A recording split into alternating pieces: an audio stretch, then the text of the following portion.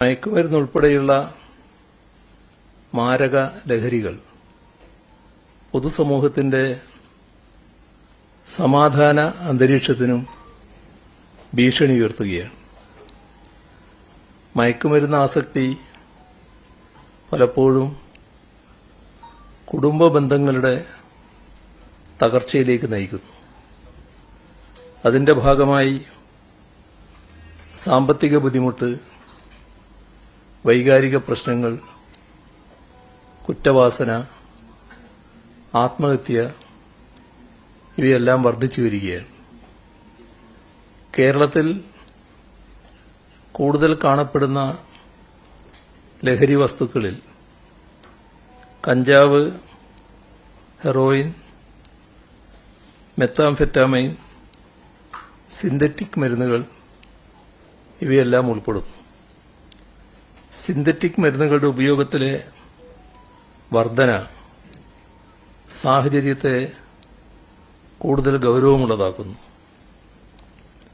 ലഹരി ഉപയോഗവും വ്യാപനവും തടയാനുള്ള ബോധവൽക്കരണവും നടപടികളും സംബന്ധിച്ച് വിപുലമായ യോഗം നേരത്തെയും ചേർന്നിരുന്നു. അതിന്റെ തുടർച്ചയായി ഇന്നും അതിന്റെ ഭാഗമായുള്ള യോഗം ചേർന്നിരുന്നു. വിവിധ വകുപ്പുകൾ തങ്ങൾ ചെയ്തുവരുന്ന ലഹരിവിരുദ്ധ പ്രവർത്തനങ്ങളും തുറന്നു ചെയ്യാൻ ഉദ്ദേശിക്കുന്ന കാര്യങ്ങളും ഇന്നത്തെ യോഗത്തിൽ വിശദമായി അവതരിപ്പിച്ചു. പോലീസ്, എക്സൈസ്, പൊതുവിദ്യാഭ്യാസം, ഉന്നത വിദ്യാഭ്യാസം, തൊഴിൽ, പട്ടികജാതി പട്ടികവർഗം, ആരോഗ്യം, കായികം, സാംസ്കാരിക യുവജനക്ഷേമം തുടങ്ങിയ വകുപ്പ് മന്ത്രിമാരും ഉന്നത ഉദ്യോഗസ്ഥരും യോഗത്തിൽ പങ്കെടുത്തു.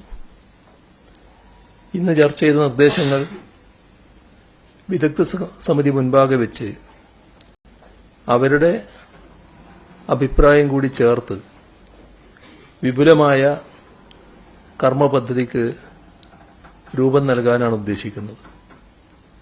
അഭിപ്രായങ്ങൾ ക്രോഡീകരിച്ച് ആക്ഷൻ പ്ലാൻ രൂപീകരിക്കാൻ ചീഫ് സെക്രട്ടറിയെ ചുമതലപ്പെടുത്തി.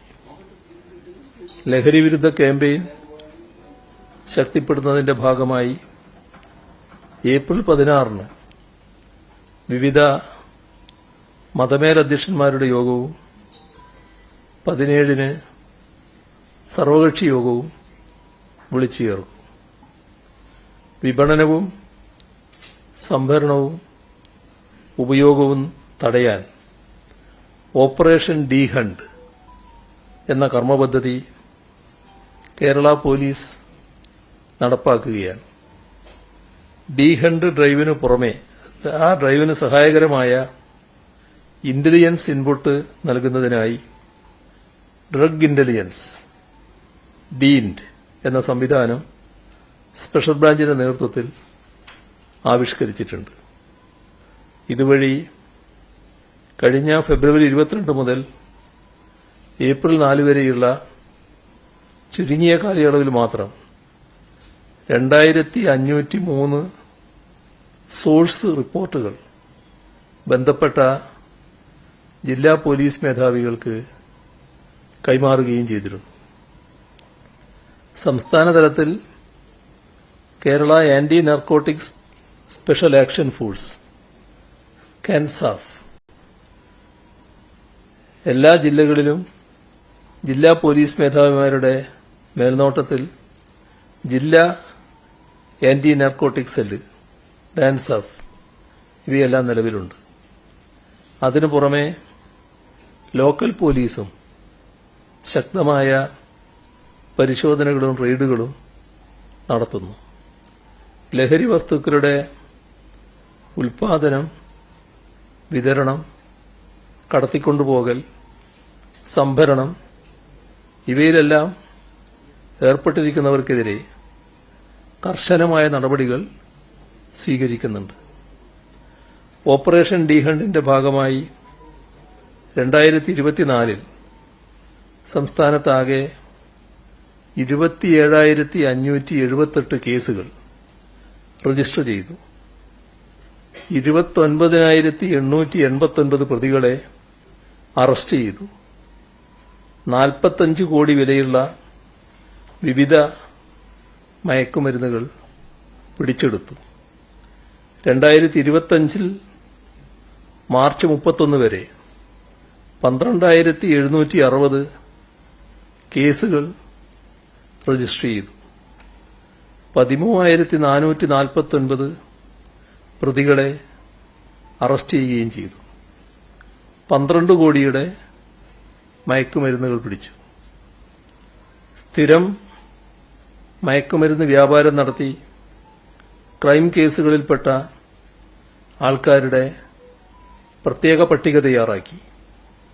അതിൽ 97 പേർക്കെതിരെ നടപടിയെടുത്തിട്ടുണ്ട്.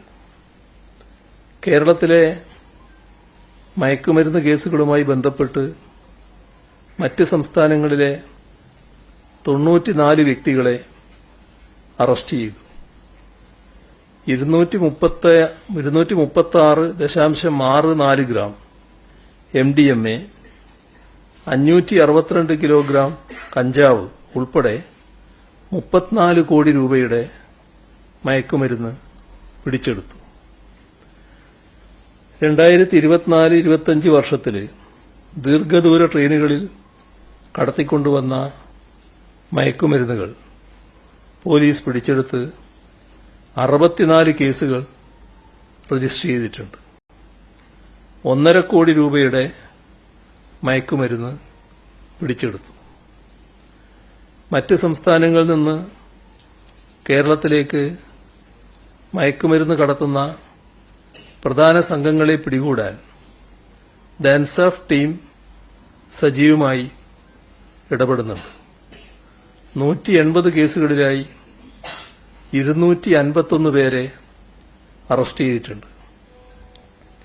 2024 വർഷത്തിൽ 65 കേസുകളിലായി 88 പ്രതികളുടെയും 2025 32 കേസുകളിലായി 39 പ്രതികളുടെയും സ്ഥാവര ജംഗമ വസ്തുക്കൾ കണ്ടെടുക്കുകയും ജപ്തി ചെയ്യുകയും ചെയ്തിട്ടുണ്ട്.